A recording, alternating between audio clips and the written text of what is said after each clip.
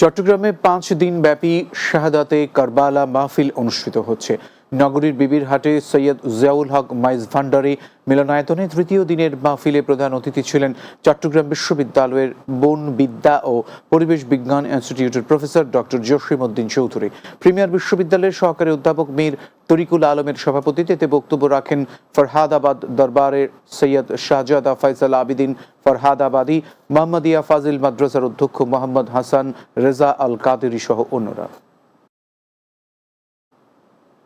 University of science and technology Chittagong ইউএসটিসির July 2024 সেশনের central orientation programme সম্পন্ন হয়েছে। দুপুরে চট্টগ্রাম নগরীর একটি কনভেনশন হলে আয়োজিত অনুষ্ঠানে প্রধান অতিথি ছিলেন চট্টগ্রাম উন্নয়ন কর্তৃপক্ষের চেয়ারম্যান বীর মুক্তিযোদ্ধা মোহাম্মদ ইউনুস।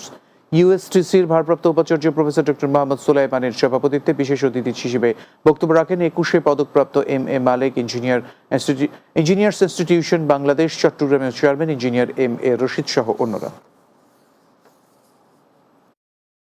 চট্টগ্রামে পার্ক ভিউ হসপিটালের সাথে এসএসসি 2000 ব্যাচ সহপাঠীদের সংগঠন বন্ধুই শক্তি ক্লাবের সাথে এক সমঝোতা চুক্তি স্বাক্ষর অনুষ্ঠিত হয়েছে। দুপুরে পার্ক ভিউ হসপিটালের কনফারেন্স রুমে এই চুক্তি স্বাক্ষর অনুষ্ঠিত হয়। বন্ধুই শক্তি ক্লাবের পক্ষে উপস্থিত ছিলেন সংগঠনের প্রতিষ্ঠাতা ও অ্যাডমিন মুন্না চৌধুরী, প্রধান উপদেষ্টা লিয়াকত আলী সহ সংগঠনের সদস্যরা।